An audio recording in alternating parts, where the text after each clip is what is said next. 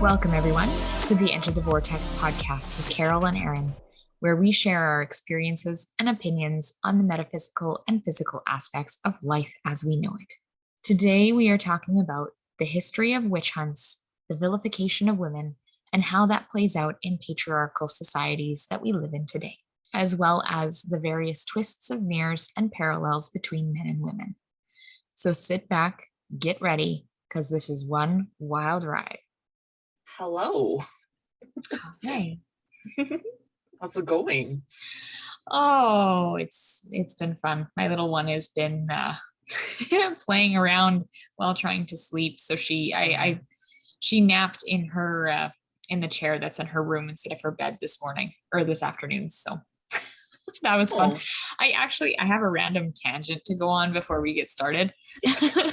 The best ever. It popped into my head when I was coming down the stairs to record this, because I saw that she was sleeping on the chair, and she's sleeping like through the arms of the chair with her feet on a stool. It's really funny.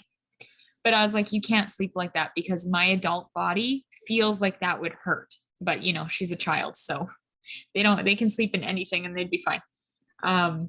So I instead picked her up and put her into her bed, and she sort of woke up, but not really. And I'm like, I wonder how many times I'm going to be able to do that and actually have her wonder if she's teleported in her sleep, or if the aliens are abducting her or whatever. And I'm like, that'll be so much fun. She'll tell me one day, she's like, Mom, I fell asleep here and I woke up over here. What happened? And I'd be like, yeah, that was aliens. I would be that parent also. Oh geez. Something there's that meme about how something along the lines of there actually are monsters under your bed, just ask your brother. I don't have a brother, exactly, is the answer. And well, yikes, that's traumatizing, but also funny AF. Funny AF.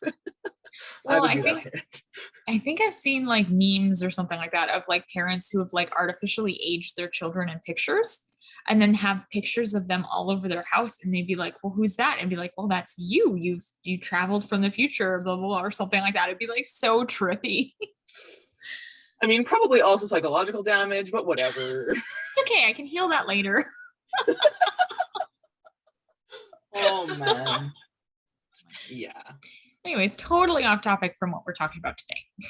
That's all right. I am currently chill to the bone. I spent the most of the later part of the afternoon outside watching my nephew's playoff game. Sadly, they lost. However, I have this chill in my body that feels like no matter how much hot water I pour on my skin, no matter how red the skin is when I come out of the shower, I'm still feel like I'm going to be shivering. It's just that time of year where it's damp and it's pretend warm during the day, so you leave with a sweater and you need to come home with a winter coat on because as soon as the sun goes down, it just zaps any life force right out of you, and it's gets right into your entire being. So my teeth start chattering, you guys. Now you know why. Well, I guess it didn't help that you and I were, exploring the forests last night with the auroras going on. So absolutely, that is very true. Although I feel like I was actually warmer last night while we were hanging around taking pictures, but we didn't have a wind last night when we were taking pictures. Whereas today the wind was coming from the northwest, and where the bleachers are at this field, it was whipping me right at the side of the face here. And I had my hood up and it didn't matter. I had a toque on and I had so many layers, and the scarf was up around my face, and I still feel it just found that one little inch of skin that it could get into, and it's I'm gonna get into your being. Even the tops of my feet are cold. I think that's the downside of living where we live. Yeah. Gotta look up the weather. This is that weird awkward in between weather, but it makes the leaves falling really beautiful. Because I was on a hike earlier with a friend, not today, but we stopped in that one section of the Chickadee where it becomes all those aspen trees, and the trees they're finally starting to have their leaves fall. And it really felt so magical because you see all of the leaves twirling and spinning. And I wish the video on my camera was a little more detailed, because it almost doesn't do Mother Nature justice. Same with our pictures of our aurora last night. I just don't think that I mean, my camera could actually pick up better than what my eyes could, but I still feel like it was more magnificent near the end of it once we started to wrap up than when we started. So. Oh, definitely. Yeah. Mm-hmm. Yeah. Mm-hmm. Yeah. I don't know. Things to look forward to in the winter. Yes, absolutely. Anyways, All today right. we are talking about or exploring the topic of witchcraft in a little bit of a more detailed manner. I have some, obviously I have opinions on this. I'm not 100% sure if I'm like fully plugged into the grid of witchcraft or if I really just like playing in it, because I could take or leave the practice. I mean, it's been beneficial to me. I enjoy doing it, but yet I don't do it consistently. Like, I'm not waiting for the full moon. I'm not waiting for the new moon. I could care less like about that. If I need to do a candle spell, I'm going to do the candle spell. I'm not going to wait till Mars, Quint, Tux, whatever, like Chiron are probably not a good idea with those two together. But anyway, I'm just saying. But I think it's a good topic to explore based that in the lunar cycle, we are in lunar Samhain today with it being new moon as on the day of recording. It's like Thursday here, but you'll hear this on Monday. So whatever. But just to kind of honor that ending of that season. And now we're transitioning towards winter solstice, which used to be not my favorite until my dad pointed it out to me. He's like, why would you not be excited about winter solstice? That's when the days start getting longer again. And I was like, oh yeah, that's a valid argument. Mm-hmm. Yeah. Yeah. And I mean, I'm very, maybe not similar, but like I've dabbled in the whole witch stuff. I've tried, like, I mean, when I was 12, I went through and the dawn of the internet, and I'm like going through all of the pages I could consume about witches and witchcraft and spell work, but it never really stuck. And it always felt like hollow or flat to me. Mm. And it, like, try as I might, I just can't get into it. Like, if I was gonna, I don't even know what I would classify myself as. Like, I don't really identify as like pagan or new age or witchy or whatever. Like, you could use all of those to describe me, but they're not what I would identify as. Mm-hmm. And yeah, like the wheel of the year is something that I would really love to start incorporating and like celebrating and actually going through. But again, I'm just like so far, I guess, unplugged from that grid that I'm just like, meh. I guess it's like Yule and Samhain are the two that I actually like adore. And then I'm starting to kind of get on the whole Beltane train. Mm-hmm. But other than that, I'm like, what is Litha? Like, we're okay in block. Oh, cool. All right. I don't even know if I pronounced this stuff correctly, but I am fascinated by it all. But what I think draws me in is it reminds me of like, I guess, original or past timelines, or I kind of look at where the world is at with their belief system now, and the rebel that I have within is like, I don't like this shit. I want to do something a little more old school traditional, but still make it my own. So I can't say that I'm new age either, although I might use some of the buzzwords. But when I think back to like Nordic timelines, that really draws me in. And so I'm thinking about like, well, what did humans do on the planet before Christianity, before all the other religions became this mass, like, I don't want to say the word brainwashing, but that's kind of what it feels like. So sorry for those of you that get offended by that. It's not the intention. Check the triggers. Yeah, exactly. Check your triggers. Like, if you need help walking through them, then like hit me up. I'll help you. But it just, to me, feels like rather than, it's also capitalism too, kind of is really eating away at me lately, especially in the last couple of years, realizing like going through all the stuff in my house and not wanting to deal with the stuff that I have in storage and going through my Christmas decorations alone. I'm like, we were talking about this earlier today, how I said, I don't know if I'm even going to put up a tree this year, but I will happily go and collect cedar and make a beautiful cedar bough. And I have a beautiful candelabra that I'll probably intertwine it around. And I mean, I might use the fake red berries because I'm not looking for real red berries in the wintertime because I don't want to die of poisoning. Thank you very much.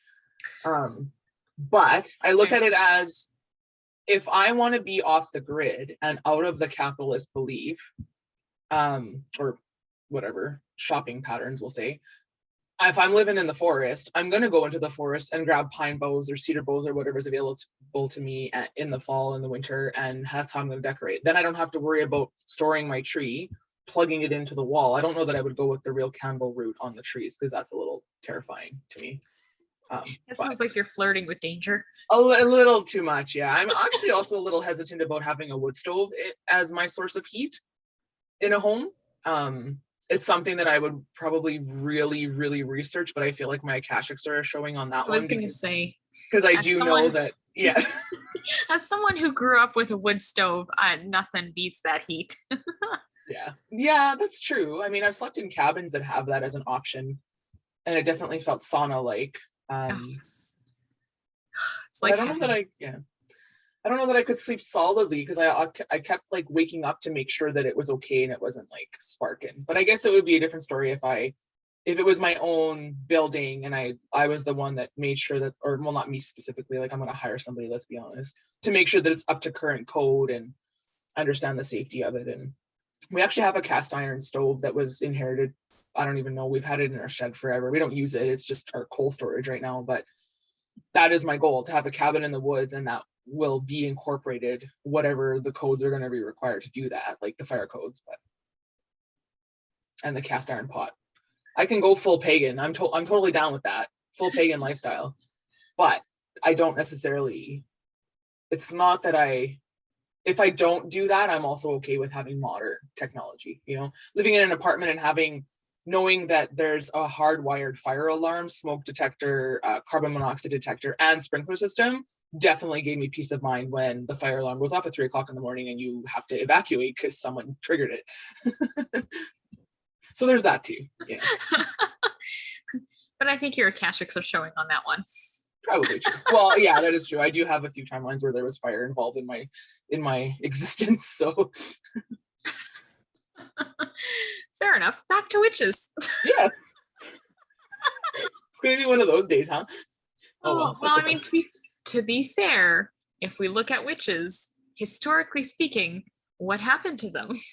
Or at least what's the culturally accepted thing that had happened to them? I mean, lots of them had been stoned to death and had been hung and things like that. I think the burning of the stake, I don't know why that became like a big thing. Like, where did that come from? Like, I know it happened, but like, why was that the one that everyone was like, oh my God, burn the witches? You know what I mean? Yeah, that almost felt like it became the buzzword of the times. And I know that a lot of people mistakenly associate what happened in Salem with that, but Salem didn't burn their witches. Salem hung them and stoned them, like you said, like to the point where they would place heavy rocks upon the body and continue to add more and more heavy rocks. So it's not even stoning to death, because when I see stoning, I think of people throwing rocks. Yeah. But they were actually crushed to death. So, and literally you were damned if you did and you damned if you didn't, because the way that they, back then, their what is the word? The way that they did their trials or their justifications was like, throw the witch in the water, and if she floats, she's a witch. But if she drowns, she's not a witch. But if she drowns, she's also dead. So it doesn't fucking matter. You couldn't win. No.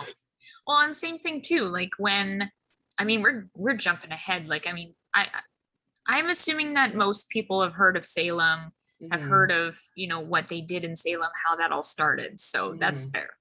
But like even when they were crushing people with the rocks, like they would pile on more and more weight until you would get a confession. And that confession would only mean you get all the rocks off of you. That was it. Like, you'd still die. Yeah. That's like true. You just weren't crushed to death. I know. I'm trying to think back. I actually think, historically speaking, like historical timeline speaking, the Salem witch hunts and the witch trials were actually the end of that. Because if you trace it back, hit the rewind to Europe where it originated with that Maleficorum BS. I don't even want to give it the right name because I think it's bollocks. But anyway, I keep getting pinged with 14 in the 1400s, but I'm wondering if it maybe even started a little bit sooner than that, because it kind of coincided with the Christian belief system kind of trying to overtake the pagan belief system. And this is where when you're unsure of something or you don't understand something's power, it can become amplified or hysterical. And it really did get amplified to the hysteria that it became, which is what we talk about the most. But I also feel like the majority of the history that is written about it is biased because a lot of books are written, the only ones that ever actually got published were the ones that were written by men. So is it an honest account of history? I'm not 100% sure on that, because the majority of those books speak about, and they really vilify women for what they were practicing. And it's really, and I really think if you take away all the layers of hysteria and anger and projections and expectations and judgments that were placed upon that era of time and the people that lived in those times, if you really take all of that off, what you see underneath is really just that these people didn't understand the ways, and you know, something bad happens, which was like coincidentally happened concurrently at the same time, and you know, then the false targeting happened, where, well, let's blame this person because they happened to see that happen the day before, or they were in the area the day before. Like, there was obviously not a lot of discernment going on back then, because it was really like people were really easily corruptible and easily swayed by like what society was doing. And I do see elements of that playing out again currently in the current world stage, but it's still different, but it still has those like parallel, I guess, resonances is the word I'm looking for. Well, and it's like, let's just call it call a spade a spade. This was more an attack on women than it was about witches, because if you actually, and I mean, like, yeah, there's no way that you can prove that someone was a witch or not. Like, their I guess historic ways of proving these things were like, oh, you have a random mole here and that's your witch's mark, or yeah.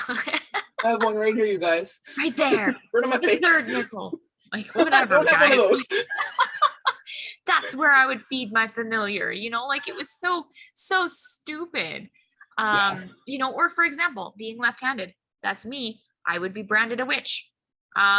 Being attractive, branded a witch. You know, you are denying the advances of a man, you must be a witch. That still happens.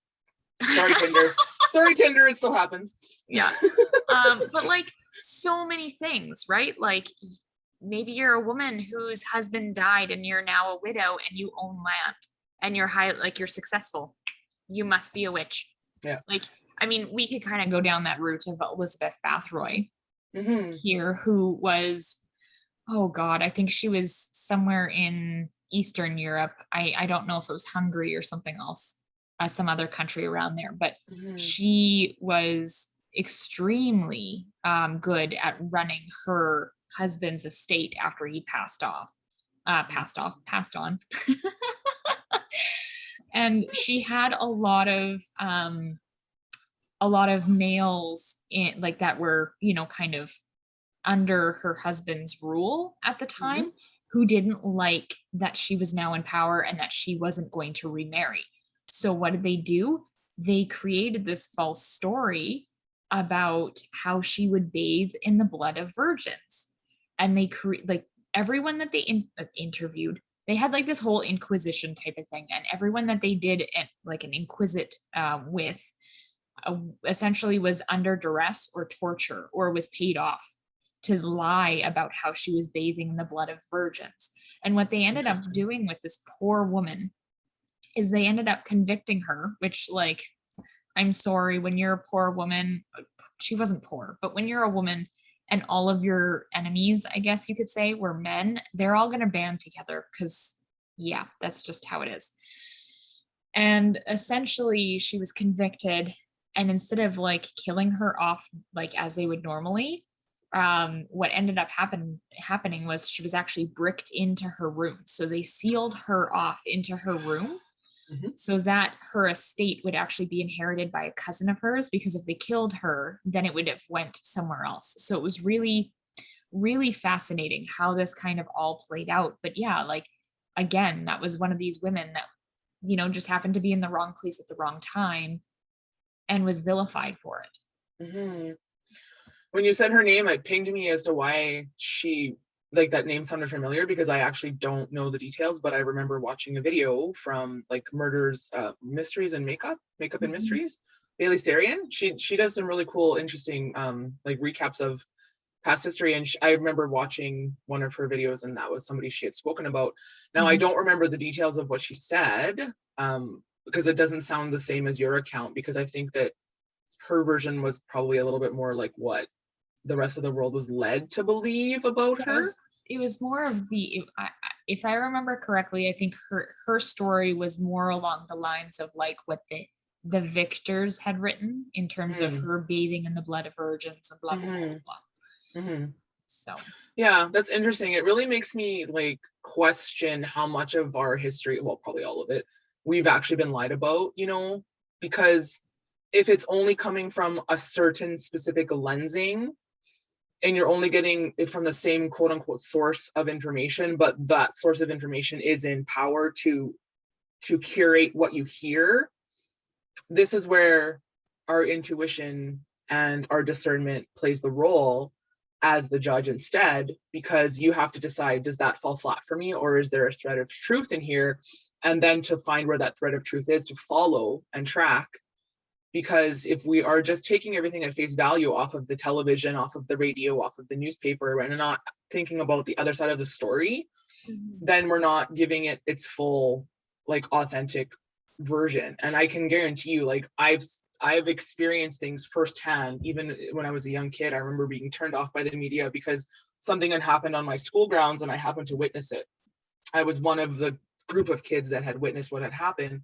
And when they were repeating it on the media, they blew it way out of proportion. And man, there was like 10 of us girls that were like, that isn't what freaking happened. We were there, we saw, but they're not going to interview kids, because with children are often painted as not credible, and they're often painted as liars, and you can't believe anything out of a child's mouth. Well, and then also historically that plays into witchcraft as well, because that's what happened in Salem. It was the young kids that kind of started that whole giant lie that happened. And there was, what, I think 8 or 9 or 13 or more, I don't actually know, but it was not like hundreds of people killed in Salem. It was less than 50, I think. I could be wrong about that, Yeah, but I'm trying to remember how many. I think there was like 118. okay. Well, it wasn't thousands like it was in Europe. I remember it being a No. smaller number. Yeah, it was definitely a smaller number. Well, because I mean, if you want to look up the whole entire like time of like the witch hunts, like I'm Hmm sure that there's been thousands upon hundreds of thousands of people who had actually died through that, and a majority of them were women, Yes, right? So absolutely. Absolutely. And it really did become a witch craze and a hysteria driven society. And that actually reminds me of this book that I read. I was laying on the beach and I was researching the history of witchcraft at that time, a couple of years ago. And where did it go? Here we go. Anyway, the book is called Witch Craze, A New History of the European Witch Hunts, and it's written by a woman. And I was reading this on the beach. The author's name is Anne Lelwyn Barstow? Barstow. Anne, Anne, and then the last name is Barstow, Barstow. And just a little snippet that you can read on like the chapter's website, whatever book website. It says, in the 16th century, a rise in sexual violence in European society was exacerbated by pressure from the church and state to change basic sexual customs.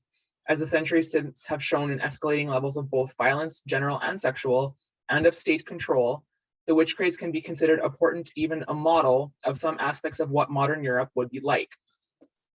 And just to take a sidestep from that write-up, historically speaking, this was already happening in Europe, and then a lot of settlements started happening over here in North America. So they essentially brought that witch craze with them, which is what happened in Salem. And that's why Salem was kind of the end of it, because I think they finally realized that they weren't necessarily helping matters by following the mass hysteria instead of taking a look at what the real deal was. And this author, I really loved what she said in the beginning of like the book. When you read like the intro, she speaks about how she's one of the first women to give a historical account of the witch craze that happened, from a feminist perspective. And she really alludes it to being a Holocaust of women and yes, also I was gonna say. children. And it really is like that. And I know those are really strong words to say, but if you take a look at the history of it, and if we're talking centuries worth of chasing after women, and like what kind of an akashic imprint is that going to place upon women, like the collective of women, anyone that identifies as a woman is going to feel that if they're still plugged in and checked in on that, because we still to this day are told it's very victim blaming language in the news. Like when you hear violence against women, it's like, well, she shouldn't have been dressed that way, or she shouldn't have been out late at night. Well, or how about you fucking control your anger and your sexual urges on the other side of it, and maybe you shouldn't have been out that late. Maybe you should be controlling your anger and your issues. Like maybe you shouldn't have been dressed with a mask on your face and with a knife in your hand, kind of thing. Like we don't think about the other side of the story. It's always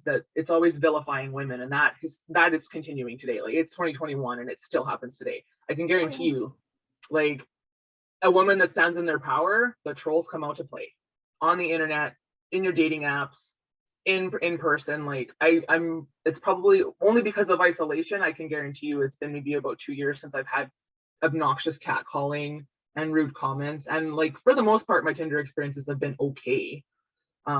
But when internet dating was a thing in the beginning, I very distinctly remember the common theme is if you reject someone, they would blow up your inbox with all these nasty things about how you're this person, that person, well, you're ugly anyway, or well, you're this, you're that. Well, okay, dude, like you're an asshole, so bye. Block, delete. A bullet there. Yeah, dodged a lot of bullets with that one, but it was just really fascinating to me to have that experience. And it's like, I can't believe that we're still doing this, but it also makes me wonder, just to play the other side of it for a moment, what's going on in the men's head collectively that they need healing from, because they're so they have this tendency to vilify the women in their lives. There's a lot of mother wounding there, I'm sure, but what else is going on? Patriarchy. Yeah, we like to scapegoat that a lot. We'll talk about that. We'll have to unpack that one on another day for sure. Yeah, but I mean, like, if you actually sit down and think about it, I mean, I don't know. I mean, the way I look at it is that there was an event that basically, and I don't know what this event was specifically, but when I rewind through my akashics, one of the things that comes up is the whole follow the goddess situation. And the patriarchy, from at least my lensing and how I feel this kind of came to be, just sort of stepped into it, right? Like, I'm not saying that the world was matriarchal prior to the patriarchy. I feel like it was more balanced. But once that scale had been tipped and we started seeing more of the patriarchy kind of step up, it more like it was more like they became vilified in and of themselves. And I think to try and like balance that vilification, they then in turn vilified the women. And I don't know if that was when Christianity stepped in and we went from like the polytheism to like a monotheism, and like having more of a balance between like gods and goddesses to just having one singular god, or what specifically that was. But it's really fascinating that like, even if you just look at Christianity and like the roots of their mythos, but their belief system, like what happened? Lilith was a female who was empowered. She was created, I believe, Adam and Lilith were created equal. Yes. Lilith stood up for herself. She was vilified, sent off out of the Garden of Eden. She then became the spawn of demons or whatever, the whore of Babylon or whatever they ended up calling her, right? And then we created Eve out of Adam's rib, right? So where did that come from? Why the need to, create a woman from the man? You know what I mean? Like, why did that happen? Why do we need to have women that are subservient? Why can't we just have that balance of power? You know what I mean? What's interesting about that, that's just pinging me, is like we've tracked with Lilith in the past, and she steps forward in a very interesting way, and I could kind of hear her guttural chuckle when you brought her up. Yeah. But thinking about like the Adam and Eve archetype, and she was created from him, and so she's subservient. But if she was created from him, is she a mirror, or is she an aspect of? Ooh, Okay, yeah. but then now here's Adam over here, and here's Eve over here, and if she's created from him, but he's vilifying her as well, because if she's not, staying in line or doing what he's expected of her, then really he's turning against himself. And that almost symbolizes to me that whole concept of the divine masculine and the divine feminine, and how men are not raised to embody both. They're actually raised to shun the feminine and stereotypical, again, patriarchal, like it's almost a hazing. I would almost call it a hazing of generations and the society of, like, boys don't wear pink, boys don't play with dolls, boys don't cry, suck it up, put on the brave face. Like, I call bullshit on all of that. One of the most beautiful things that I've ever seen in a classroom was watching two young boys comfort each other when something sad happened at recess. And it escalated a little bit where I was like, I need to make a call here. And I didn't have the awareness that they've already been friends for many, many years. And they were sitting on, in the classroom group together, and the one boy was rubbing the other boy's back, and someone else in the room, who was very stereotypical boy mentality, just based on the way they were raised, piped up and asked me to like intervene. And I turned to look at the two that were like, like comforting each other. And the one that was receiving the back rub said, "It's okay, I'm okay with it." And I was like, well, thank you for speaking up and saying that, but please know that if it's ever uncomfortable for anyone, if someone else is doing that, like, that's your body. You need to set your boundaries. And I really just empowered it. And I thought, wow, I was so ready to shut it down and tell them to stop touching each other. But what a beautiful moment that this boy was comforting his other male friend at his young age. And it was so innocent and so loving and so calming. And it was just like the most beautiful thing I think I can say, honestly, to take away from my teaching experience, to see that, because we're so conditioned to like shut that down. And the problem with that is that we don't teach boys that it's okay to talk about their emotions. It's not okay for them to express their emotions. So then what do? Instead, they bottle it up. And a lot of times it manifests as anger. And on the other flip of that is it also amplifies the sadness and the grief within. And there's a reason why men have a higher suicide rate than women. And it's not just because they're more successful at it. It's because they really have a lot of internalized emotions that they don't know how to deal with. And they haven't been able to express it historically. And now we have one giant collective Akashic, like, emotional resonance field that I can feel. It's almost like it's bubbling up. And I do see a rise in a beautiful divine feminine and masculine balance coming back. I actually had to seek out, when I started the dating thing again, I was like, if I'm actually going to get myself out there, I need to see some actual male role models on the social media world that are actually doing the work, because I had a really hard time believing that there was good guys out there for a really long time. So it was really nice to be able to find those certain accounts on Instagram that are they're doing men's work with men to help other men heal. And it's just a big sigh of relief, because that's where my safety in my own being is going to come back from, because you don't feel safe around an angry man. But if you know that man can channel his anger into something positive and still have that role of protection there, then it takes a lot of pressure off of you. And I used to work downtown, and I wasn't necessarily ever threatened by any of the BS that went on downtown. For the most part, the homeless are not harmful at all. They're actually just looking for attention and validation. And they're really just looking for somebody to look them in the eye. And I can generally spot violence from a mile away, and I tend to energetically calm it or dodge it. But what a world would we live in if we knew that these men knew how to handle their anger in a healthy way, in a positive way, in a way to channel it that is not going to cause harm to themselves or to somebody else, rather than the way that society has created it at the expense also of women. Because if women are constantly vilified by the men, how can they really show up to be that nurturing, loving being that the mothering archetype should be for them as well. Mhm.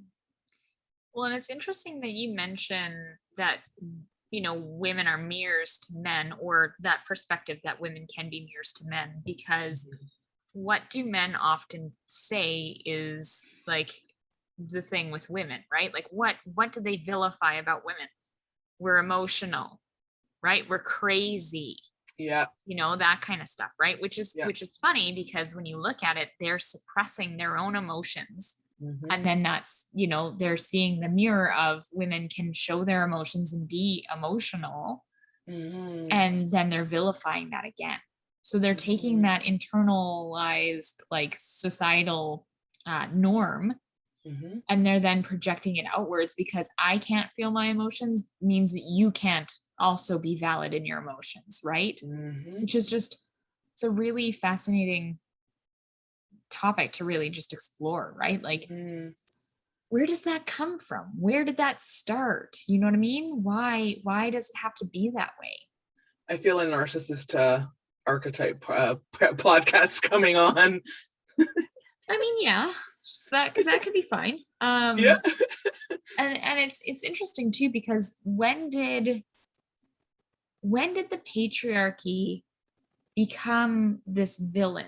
When did the patriarchy become this narcissistic type of society, right? I'm seeing a mirror here also, where when we joke, for the most part, when we say blame the patriarchy, fellas and ladies, we are actually joking. Yeah. We are using it as a scapegoat. We recognize that, but that is the flip side of narcissism right there. The scapegoating, the vilifying. And if women are crazy, men are also crazy. So saying, doing the vilification of the patriarchy is not really any different than vilifying women under the label of witchcraft or crazy or emotional. Like, how dare you show your emotion? Like, well, how dare you not show yours? Like, what's really going on underneath that you need to control someone else's emotions, in addition to you thinking that you're actually in control of yours when you're really not. That's, I don't know, like, that's just it's fascinating to really look at, and just to, like, think about where, I mean, obviously this had some sort of start point, right? Does it really matter? Like, what, I don't really feel like it matters what exactly the point of origin of all of this is. It's more of, I feel like it's kind of coming to a head in the current times. And I feel like it is very likely that we will be seeing a shift soon.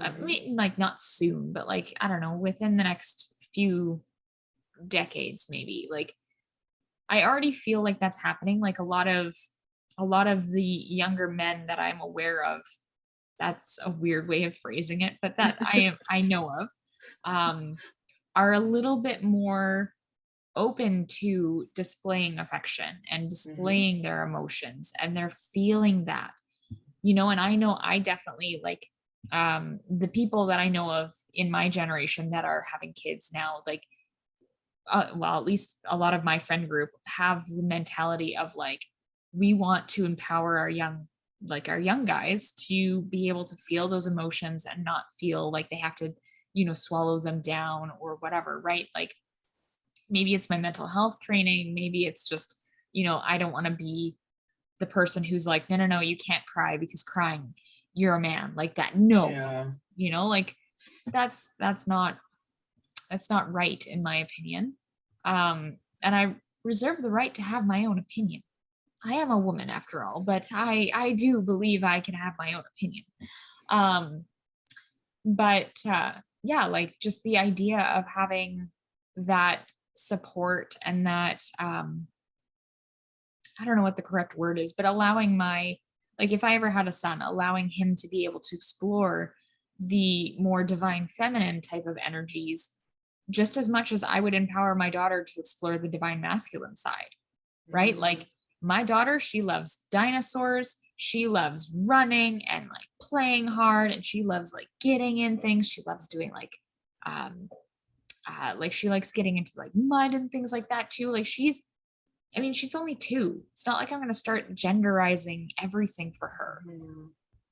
But it's one of those things where I feel like we need to take a step back and just allow people to be people. You know what I mean?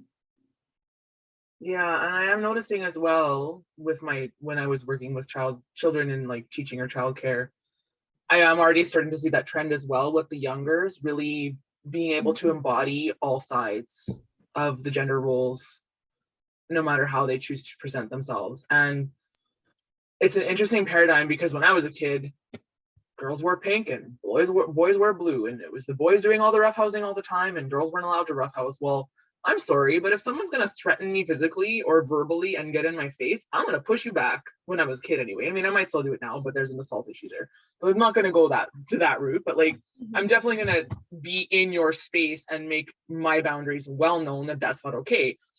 I have no problem taking care of myself in that aspect, but I also hate the fact that I feel like I have to, being a single woman, you Mhm. know? Um, and it doesn't really even allow me space to be the nurturing person when you're on guard all the time. Not that I have to, not that I like, I mean, I think I energetically feel like I'm on guard all the time, but I don't actually have to be. But it's just what I've been conditioned to do throughout my life because I've always been either labeled I've always been labeled the bully, even though I wasn't always the bully. Often I would find like if you were to actually take a look at the whole picture of why I would react the way that I would, I was actually bullied quite a lot as a kid by men and by women. And teachers wouldn't necessarily believe my story because I was the loud one, I was the bigger one, and I was the pushier one because they would see me reacting, but they didn't see the 10 weeks prior of me being berated by the person sitting beside me at a desk, constantly poking at my papers or poking at my body or making rude comments under their breath, you know. So you don't take a look at how all of that gets stacked up, and then suddenly you finally lose your mind and you're like, enough, and you freak out and you push the person as a kid or you throw your pencil case at them or something ridiculous. And then I would get vilified for my actions because they were violent, which I understand. I'm not supporting violence in any way. Actually, I actually hate violence. If I ever got to the point where I had to punch somebody or I was provoked to that, like I would legit be crying like a baby as soon as I got back to safety, because that's just how I like inherently. I'm actually very quiet and shy and anti-confrontational, but life has kind of conditioned me to be present as confrontational and present as that big energy. And what I realized was that I present more masculine in my energy than I actually want to. But it's not the healthy version of masculine either. It's still that patriarchal, you know, don't cry, all brawn kind of thing. And that's just it's like almost it's like a headache already. It's a headache when people still assume that about me because it makes me question why you haven't taken the time to see who my true nature is underneath it all. Mhm. That's just I mean, that's another topic for another day, just the whole true nature and all that stuff. But Yes. it's really interesting dynamic, I think. Just the Mhm. whole like vilifying women versus the patriarchy and how we joke, but then under our jokes there's always a thread of truth, right? Yeah. um and I mean, granted, I have healed a lot of my wounding from the patriarchy. I had a lot of it. That was one of the main reasons why I had that like really Revenge. crazy Revenge revenge time. timeline. So once I kind of healed that timeline, I was able to kind of pull a lot of that like triggered feeling off of like out of that kind of situation. But yeah, like it's interesting. I don't know. When will we get to a point when I don't have to feel uncomfortable walking home when it's dark out, whether you're like just because I'm a woman. Um and like I'm 100 pounds soaking wet kind of thing. You know what I mean? Like I'm still a small woman, and like I've had lots of times in my life where like I actually I don't even know if I sink my energy in, but it's like I either blend in with my Mm-hmm. background, like I do something with my energy so that I'm invisible when Hmm. I'm walking alone at night, which isn't often, but it happens. And like I've had people just like not even straight up see me while walking because they can't see me, or I try to make my energy seem or like if I'm walking, I'll instead of just trying to make my energy seem some way, I'll also dress a certain way so that I don't get picked upon or, targeted, right? And I would. Oh, I'm laughing because I do the opposite, because I like bold colors, but I also project the don't fuck with me attitude when I'm out in public alone and have to be a little bit quote unquote on guard because of the area that I'm choosing to be in. So carry on. That's so funny. Like we're like the opposites there.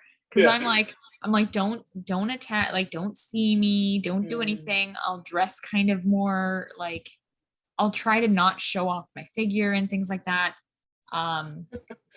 But it's just like, I don't know. It's one of those things where it's like, when will that stop being an issue? You know what I mean? When will I just be able to like, I don't know, do whatever the heck I want, go wherever the heck I want without having to have that like feeling of personal safety. You know what I mean? Yeah. And I mean, especially now with having a child, like honestly, I have a lot of akashics that I need to go through, or not even akashics, because they might not even all be mine. But I have a lot of records of like child safety and things like that, right? Like, girl, I can tell you this would be another hour. But like having a small child, and especially having a female child, like it is like a worry that I've had to like deal with and have to come up with how to, not have that affect me, because I'm concerned about like XYZ, and I'm not going to name them because I'm not going to call them into my energy. Yeah. But, like when will that not be an issue? I would love to see that not be an issue in my lifetime. That's a really good question. And like me being the type of person that projects the energy of fuck around and find out, which is probably not going to end well for the other party. Just saying, because like my energetic boundaries are really strong. So I tend to bump the BS out of my field. It doesn't come attracted to me. I have a former colleague that would often project, like you could just feel that she was anxious about being in the downtown area. And I said to her one day, I was like, you realize the energy that you're projecting is attracting that in, right? You need to get that fuck around and find out attitude. But to bring it back to like the aspect of children, like if I were to have a daughter, I wouldn't want her to have to walk around being on the defense and being an angry bitch all the time, which is what historically I have been known to be. Like, I'm actually not an angry bitch, you guys. I just project that sometimes. I just play that on TV sometimes. Like when I'm triggered or when I'm traumatized, when the trauma's coming up, it's like, whoa, okay, like calm down. I could very well be, once I've actually unwound all of that and clear a lot away, like I'm very confident I will be a completely different human and much more feminine in my presentation.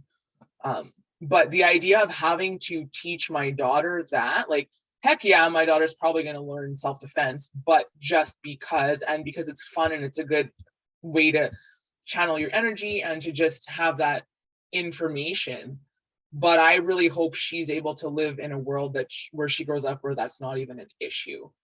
And I think that's actually part of the whole point of a truly embodied divine masculine or divine feminine, is knowing that you have the power, but not needing to use it, not having to have that need to use it, which I think might even be a Buddhist belief system, or like that warrior, like their belief of what a warrior really is. It's like, yeah, you have the training and you have the knowledge and you might be able to bring someone to your knees with the flick of your wrist, but it also having the discipline to know that you don't need to do that there's other ways to resolve the conflict. Yeah, I think that's really beautifully said, honestly. And again, if then our children are finally growing up in a world where they're free to play with dolls or trucks, no matter which gender they present with, like what kind of society is that going to bring forth in the next couple of generations? And it makes me think back also about like our grandparents and ancestors and a little further back down the line. If they were growing up in this situation where the women were vilified, what does a little boy see when his dad or his grandfather is posing a threat to his mother or grandmother, physically or verbally or emotionally? That could go one of two ways. Either that child grows up and says, I'm never doing this to the women in my life, or they grow up thinking that this is okay and they don't know any better and they continue the cycle. But what kind of impact does that have on a collective when we're vilifying the caregivers, the nurturers, the ones that are the medicine women, the ones that have all of our plant knowledge, the ones that understand how to work the land, understand the patterns of the animals for hunting, like how many stories are we not hearing about how it's actually the women who have what's the word I'm looking for, lifted up is not quite right, the men, empowered the men to be the warriors, but then the men come back home from their hunt or the war that they were in, and they come home to a nurturing home. So like that adage of like the queen always protects the king. I think that's like a chess thing. I don't know chess, but I remember seeing that meme recently, so that's why it's popping up. And when you really think about what that means, it means that I see women and this whole idea of like the witchcraft being vilified. Like, what if these women were empowered instead to stand tall in their knowing with the man at their back, having a man behind them that knows that they have their back. It doesn't even just have to be like that heteronormative relationship dynamic, but that was historically what we knew to be true because the rest of it really wasn't open, whereas society is much different now. But just to think about, I mean, if I was walking downtown and I had a man slightly step behind me, knowing that this man was like my significant other or partner or protector or whatever, someone that I knew had my back, even if it was another female, that's still better because there's power in numbers. But it really just hits differently when you have that sensation, knowing that someone has your back, literally, physically, emotionally, energetically, all of that. And that also makes me wonder, who's got the men's back? That is a very good question. Because if they are turning against, like that whole idea of the patriarchal belief system and the narcissism and all that BS, it's a hot mess and we're trying to unwind it.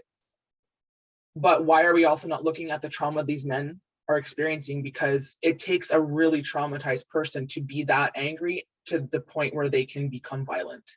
Mm-hmm. Because like, even for myself, like I was picked on daily at school, and then I would come home and get harassed by members of my family, verbally, physically, but not in like a bad way, just like not respecting boundaries. Like when you're like tickling someone too much and then they say no, but they don't stop at the no, and it gets to the point where it's effing annoying and you throw a remote at your brother because she's just like, he doesn't want to stop. I don't know if I've ever done that, but just an example. And then you get to that point where you're so upset and annoyed and they haven't respected your boundaries, and then you react in a really irrational way because you've been tested for so long and you just finally snap. Like, that's trauma. That reaction, that really angry outburst is trauma. So what would the world look like if this trauma could actually subside, be healed, be let go of, and we can step forward empowering each other again? Because I really think that should, or that feels like that is an aspect of what the original blueprint of Earth was, but it got hijacked by all these different layers of things with the religions and the beliefs and the settling and moving countries and continents and even the way we treat Mother Earth in general. Like, we don't, the system doesn't give a shit about Mother Earth.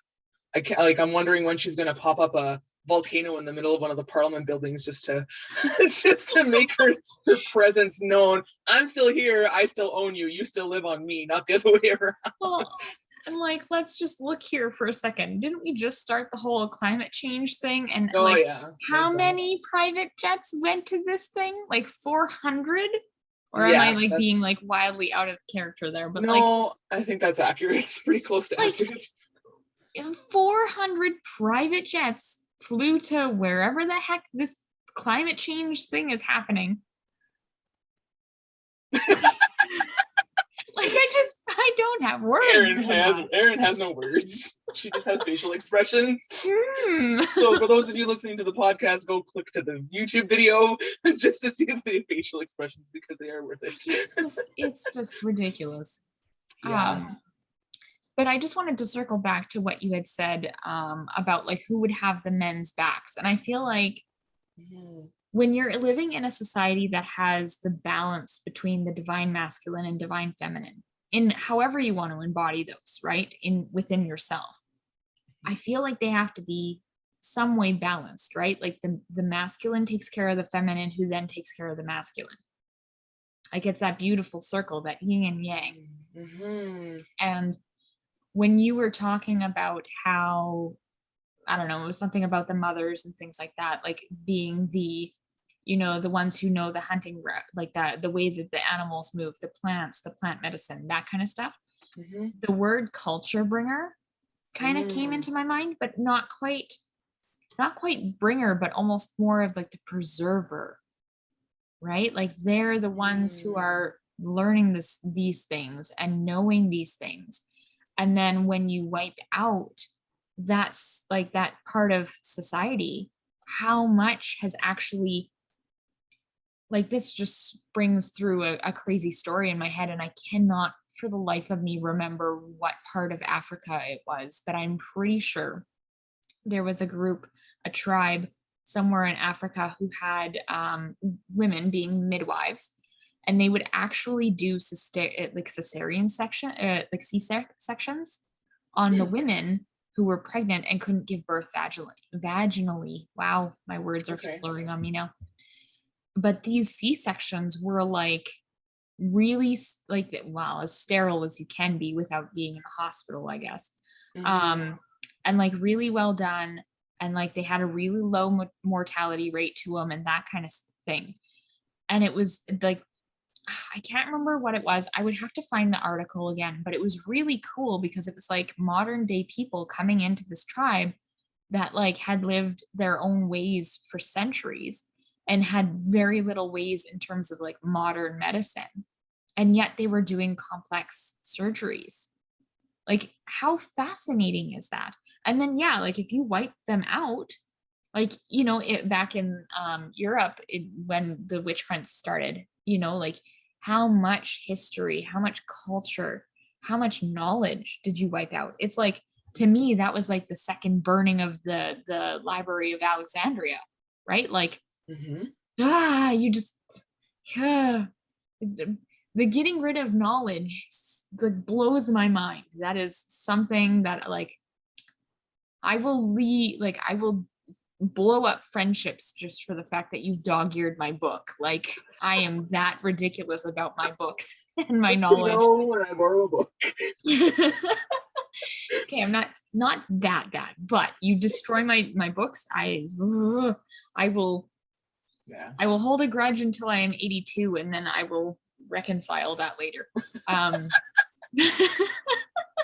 Very accurate. It's very fascinating too that a lot of men, if you, maybe not all of them, but like a lot of men tend to idolize their mothers in some way, but then treat the other women in their lives a very different way.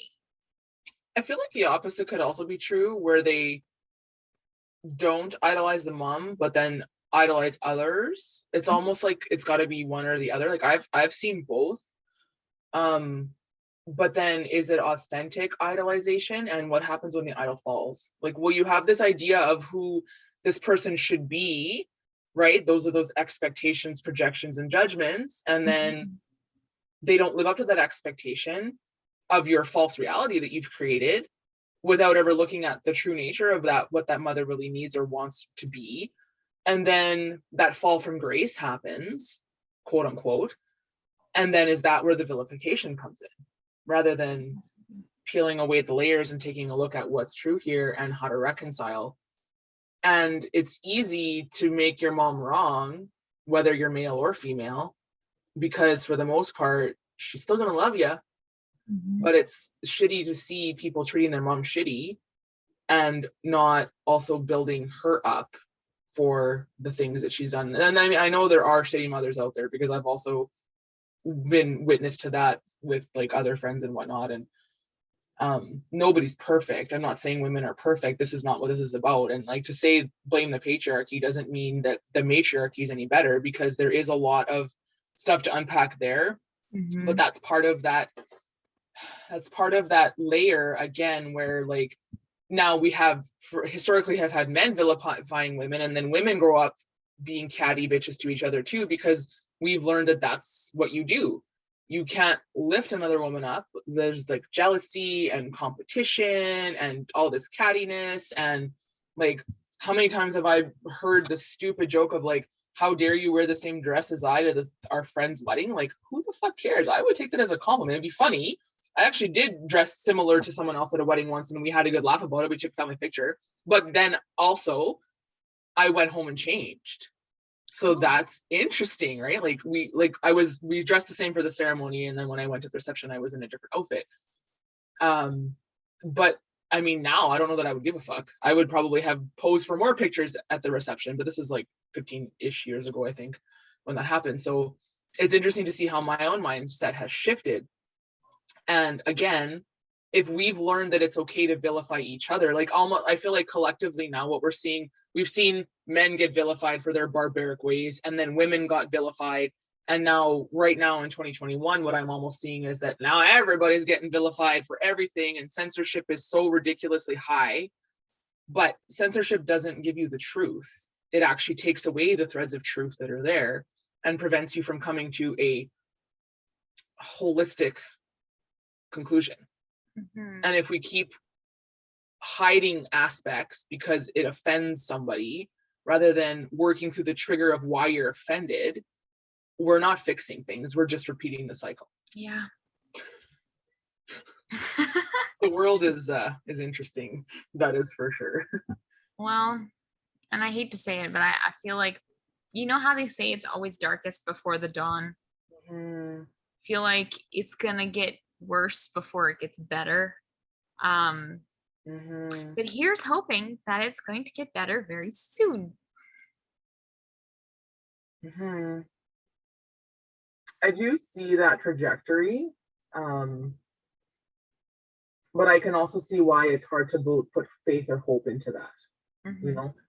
But with it being where we are in the world right now, like, we see what's happening, and even people who were maybe in denial of what's happening are starting to wake up to the realities that there's a lot of misinformation out there in all directions, and it's even harder right now to wade through the lies and to find the truth, because there's both laced into all of it, and it's so entangled that it's almost like I'd rather just take a rake to it than try and pluck the feathers. I'd rather just take the rake and like go through. But it just makes me curious, like, when are we going to start to see that shift of leaders stepping up? Because what we're seeing right now is another witch hunt. Right now, 2021, it feels like a witch hunt. And whether you loved or hated the guy, it started with Donald Trump being president. Well, like in the media is what I mean by that. Like, whether you love him or you hate him, you still talked about him and you still had an opinion about him. I personally find him very entertaining and, yes, offensive. Obviously, he kind of just speaks out of his mouth, but doesn't necessarily have a filter, or it's not always like well thought out. And unless you're really following along what he means, like some of the things that he has said historically in the last 5 or 6 years publicly, where he's been vilified, you almost there's so many different nuanced meanings in what he says that if you don't understand all of those different nuances, you're just going to automatically make a judgment, well, he's being this or he's being that. And yes, he has absolutely said harmful things, but is there one person in the world historically that hasn't done something harmful? And why do we have such a high expectation of leaders such as him, such as like Justin Trudeau in Canada as well? Like, why do we hold such a high reverence on one side but expectation on another, where when do they get the chance to express their growth? I'm not saying that either one of these guys are going to do that, but I just feel like you can't necessarily judge me for who I was 5 years ago, because you definitely can't judge me for who I was 10, 15, 25, and 35 years ago either, because I grew up believing certain words were okay to say, but those words were actually very, very offensive words to use. But as a small child, you don't know that. But now you haven't seen me since I was 5 or 6 years old, and you have that memory of me being this obnoxious child. Now you're going to judge me at my age now as the same person without giving that person the chance to prove you differently, or to hold space for their healing and their shifting as well. Like, I'm not saying that you have to, give that person the benefit of the doubt. But if we're not leaving room for them to change, then where are we also not willing to change in our own? Mm-hmm. Well, and I think that's interesting to note as well, because what I've seen over the last, I don't know, 5-10 years is we've looked back through history and we've judged people from historic figures from today's standards. And yes, there is some, I don't know how to say it. Like it's good to look back and be like, wow, those things that we did back then, those were shitty things we did. We should not have done those things. That was horrible. Let's make changes so we don't do those again. But you can't judge that person or that individual based on today's standards and call that person now a horrible person, because back in that society or that historic point of reference, that would have been totally acceptable, right? Like, so what I guess what I'm trying to say is vilify or not even vilify, but like, don't blame or vilify the person. Look at the society as a whole, and then like make your judgments on that society, because it's not that one person. It was literally like, I don't know, let's look back at like, I don't know, the whole witch hunt thing, for example, right? We'll just circle back to the whole topic of this this episode. So yeah, the witch hunts were horrible. We don't exactly know why they specifically started. Like, we don't know if it was something that was all a whole lie, or was it something that, like, I don't know, some sort of mold in the grain, whatever, right? Right. Yes. But looking back from like today's point of view, yeah, we'd be like, well, wow, those townspeople of Salem, they were whacked. Like, what were they thinking? But having witch hunts and, vilifying women, and I mean, men were taken out by the whole witch hunts too. Like, don't get me wrong, that had happened. But in that time frame, that was maybe not normal, but like, it was a more normal thing to do. Like, you wouldn't see someone today being like, you're a witch, and take you off to this, burn you at the stake, unless you look at, certain cultures. And because I can't remember when the last witch was burned, but it wasn't that too long ago. Yeah, it was not that long ago, actually. You're right, about that. But like, you don't do that today, right? Everyone can just like, okay, cool, whatever, dude. Like, sure, you're a witch. Okay. Yeah, it's true that I can safely say that I present as a witch and not have to worry about directly being attacked for it, but I feel like some of it has become covert, and it's a little more underground in a way, and it is that borderline like narcissistic way of tearing a person down, like, first this, then this, then this, and then you try and break them. Then there's a psychological pattern that narcissists follow. Sadly, some of our systems are also following that same pattern right now collectively. But anyway. Whatever do you mean? Yeah, I don't know. It's just an interesting perspective on the whole thing. You know what else really grinds my gears and makes me question, and maybe this is like to round it all out, is why also as a society are we comfortable with vilifying others? Because, not saying Donald Trump is perfect, but even with Biden being in power right now, like, if you listen, the little snippets of the media that I do listen to, they trash talk him a lot as well. And okay, if we've had 2 presidents in a row now that have been shitty people and not a true representation of what America actually stands for, why have we become so tolerant to verbally abusing these people in power and these leaders? Like, yes, of course we have to hold them to a certain standard because they've chosen that path.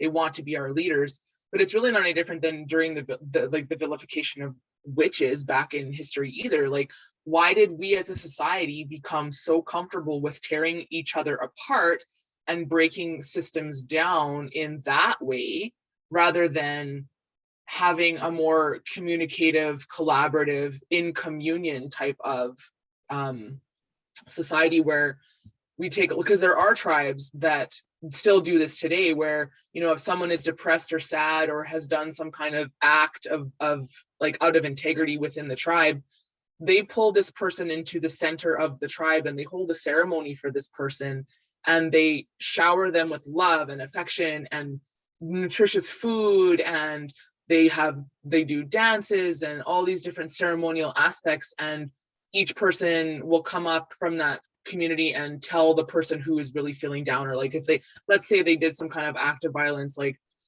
then they come to the person who was the, like the, what's the word, like not the victim, the other side. What's the opposite of that?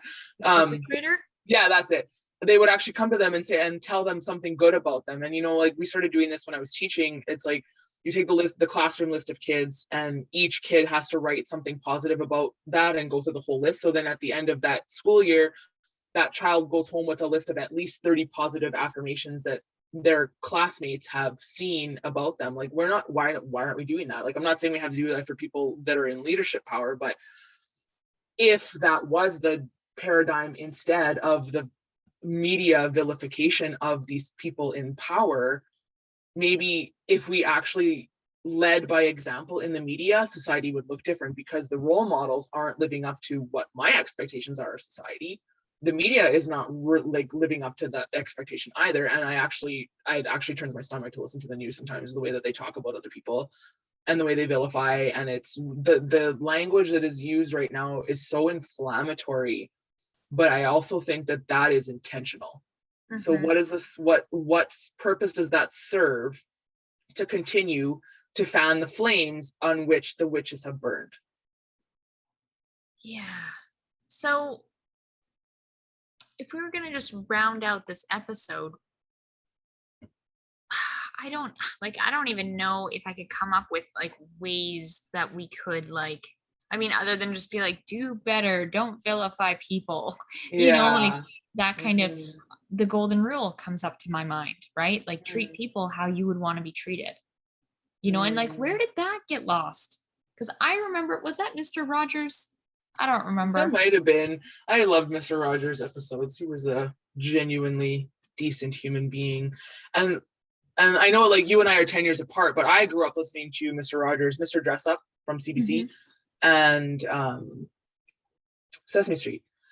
And they really helped build the foundations of the language that we use to speak to others. And I really am almost disgusted right now with society and the way that we have made it okay to vilify your neighbor because their thought process of what's going on in the world is different than yours.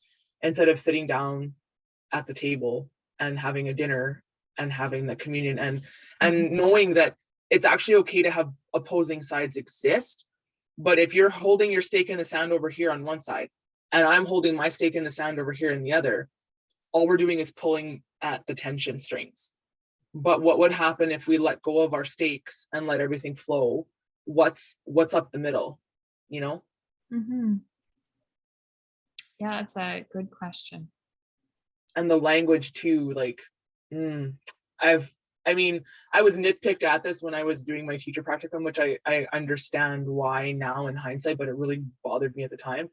But pointing out, you know, I always say you guys, always saying you guys, because that's genderization of a group, right? Especially when, like, the birth rates, it's like 2 women to one man in birth rate. So really, when I'm saying you guys and 2/3 of my class is female, like it kind of, I can see how the guys may have felt targeted, but that wasn't necessarily my intention. That's just the language. And I feel like there's been a breakdown of the English language and academically as well. And I don't want to blame the media for this, but let's rather call the media out for what it is and maybe be able to call them forward into a better way. Because if those are the things that are shaping our world, the television shows that we watch, like when I was a kid, like all those shows we just mentioned, and the news and the way that the news is speaking about others, I almost have learned better language listening to different podcasts that are often psychology based as well, than what I see on the regular television. So maybe we'll see a shift in the next couple of years of where podcasts become the new information station rather than because it's also more independent, right? Because like you and I have a podcast, and I mean, yes, we have credibility for the stuff that we talk about, but we're not necessarily world famous right now. We don't have a giant platform yet. That's something that we're hoping to grow, obviously. But if we are going to appeal to a certain crowd of people, it's likely because of the language that we're using and the thought processes that we have, that it offers an alternate paradigm to what we're seeing.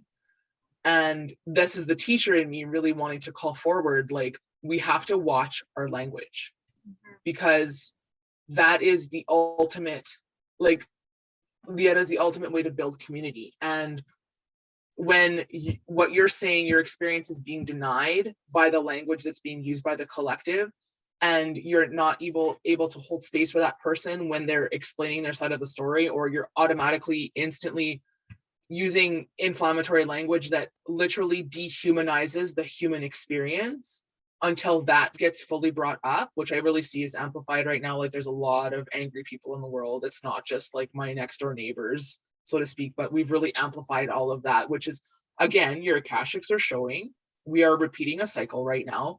But it isn't just a witchcraft of women, or a witch hunt of women anymore. It is now a witch hunt on literally anything that doesn't fit the quote unquote narrative. Well, I didn't come here to push a fucking narrative.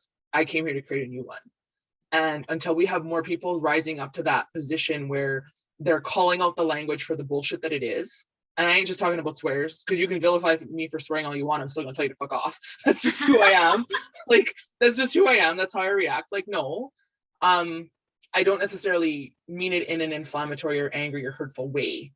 And I try to be mindful of my swearing, especially around kids. I can turn my swearing off like magic when kids are around. As long as I know kids are around, I definitely am. I'm really, really great at not swearing. The one time I slipped, it was in a grade 8 classroom, and they thought it was the funniest thing ever. And those kids, whenever they see me, they're now, I think they're graduated now already. When they see me, that's what they remember about me. And they think it's funny because they're like, they told me that it actually made me a human to them, which is interesting because we put our teachers on a pedestal as well, and we have this expectation. Mm-hmm. But it's really up to us as teachers, parents, and adults to just show the way. And I'm really disappointed in what I see in society right now, because the way that's being shown is not the only way. And until that other side of the story gets brought to the surface, we're going to continue to dehumanize each other. And that's where the disconnect is in society right now. And that's where the majority of the trauma and the emotional problems that we're going to see coming to the surface in the next couple of years are coming from what's happening and the way we speak to each other right now. Yeah, I see that happening. For sure. Yeah. So moral of the story is, everyone do better, be better. Don't be mean, be nice. What is it that Thumper says? If you don't have anything nice to say, don't say nothing at all. Thumper's so sweet. Yeah. That is really my hope for the world. Just let's take a look. Let's just press pause on spitting bullshit out of our mouths for a moment. Take a breath and really think about the words that you are saying to yourself, your inner voices, and the words that you're expressing outwards. And really ask yourself, like, if you're willing to vilify your neighbor because they don't agree with you on the world stage, would you be willing to go stand in front of a mirror in your own bathroom and say the same words to yourself? Because if you can't, if you wouldn't be willing to speak that way to yourself, then you probably shouldn't be speaking it outwardly either.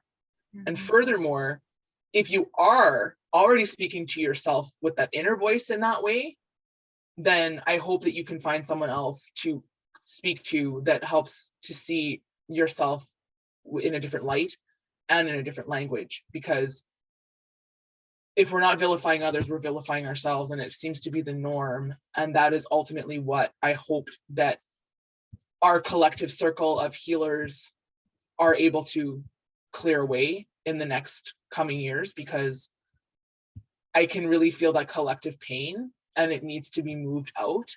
And I feel like we're getting to that breaking point.